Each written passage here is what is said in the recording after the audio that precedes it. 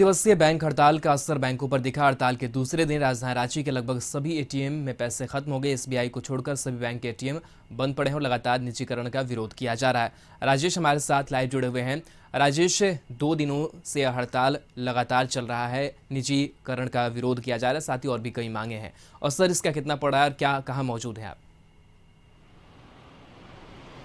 जी बिल्कुल, हम जो एटीएम और बैंक का हब माने जाने वाला ओवर ब्रिज है, जहां पे कई एटीएम है और यह एटीएम आज सुबह से ही पूरी तरह से खाली पड़े हुए हैं। जो लोग आ रहे हैं वो बिना पैसे निकासी के ही निकल जा रहे हैं और जगह जगह जो एटीएम है वहां सभी जगहों से लोग भटक रहे हैं। सिर्फ एसबीआई को छोड़ करके लगभग केनरा बैंक की बात करें, पंजाब नेशनल बैंक हो या केनरा बैंक के अलावे आपको इंडियन ओवरसीज बैंक हो, सभी बैंकों के एटीएम में पैसे नदारत है। बैंक में ताला लटका हुआ है। आपको तस्वीर के माध्यम से दिखाना चाहेंगे कि यह जो हड़ताल 2 दिनों का है, यह आज दूसरे दिन भी ताले बंद है और सभी कर्मचारी बैंक में नदारत है। कहीं ना कहीं बोल सकते हैं कि जो यह हड़ताल है वह पूरी तरह से असरदार है। और हम थोड़ी सी बात करना चाहेंगे, एक लोग हैं जो एटीएम से निकल रहे हैं।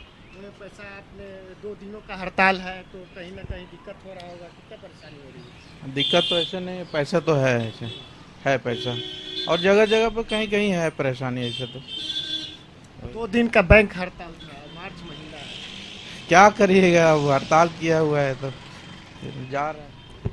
तो जो लोग हैं वो लोग भी बोल रहे हैं कि काफ़ी परेशानी हुआ है। 2-3 एटीएम घूमने के बाद कहीं किसी एटीएम में पैसे कुछ मिल रहे हैं, कहीं पे भी नहीं मिल रहे हैं। तो राजधानी रांची की बात करें तो शहर के सभी एटीएम में पैसे नहीं है, सुबह से ही है। और लोग को जो रोजमर्रा की ज़रूरत होती है और जो लोग पैसे निकालने की कोशिश करते हैं वो सभी एटीएम से बिना पैसे निकासी के ही लौट रहे हैं। जी बिल्कुल, दिन भर की तस्वीरों की अगर बात करें तो जो बैंककर्मी हैं वो भी आज सड़कों पर नजर आए, बैंकों के बाहर वो नजर आए जहां पर नारेबाजी हो रही थी, निजीकरण का विरोध किया जा रहा है। और कौन कौन सी जो प्रमुख मांगे हैं वो ये बैंककर्मी चाह रहे हैं? जी जिस तरह से ये लोग पिछले बार भी 2 दिवसीय हड़ताल किए थे और इस बार भी है, इसमें लगभग 20 सूत्री मांगे हैं। नई पेंशन योजना की बात करें, बैंकों में पिछले कई सालों से जो रिक्तियां हैं, आउटसोर्सिंग के माध्यम से, एजेंसी के माध्यम से लोगों कर्मचारियों को रख के काम लिया जा रहा है। नई पेंशन योजना है, साथ ही साथ जो सारे बैंक एक साथ मर्ज प्राइवेटकरण किया जा रहा है, उसका सीधे सीधे असर जो ये बैंक है इनके कर्मचारियों पर पड़ रहा है। और कहीं ना कहीं ये सभी कर्मचारी काफ़ी आक्रोश में है।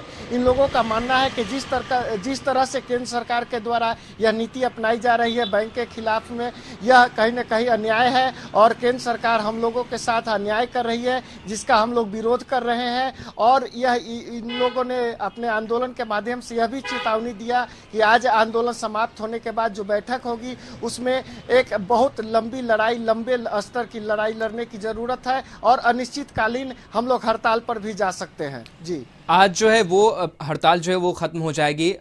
कल से अगर बात करें तो क्या लग रहा है कि कल से जो सुचारू रूप से जब बैंक चलेंगे तो लोगों की जो परेशानी है वो अब कम हो जाएगी कल से, या फिर जिस तरीके से आंदोलन की लगातार बात कही जा रही है तो ये मामला और भी तूल पकड़ेगा और लगातार इनका आंदोलन जो है और बढ़ेगा, या फिर आने वाले 1-2 दिनों में हालात सामान्य होंगे?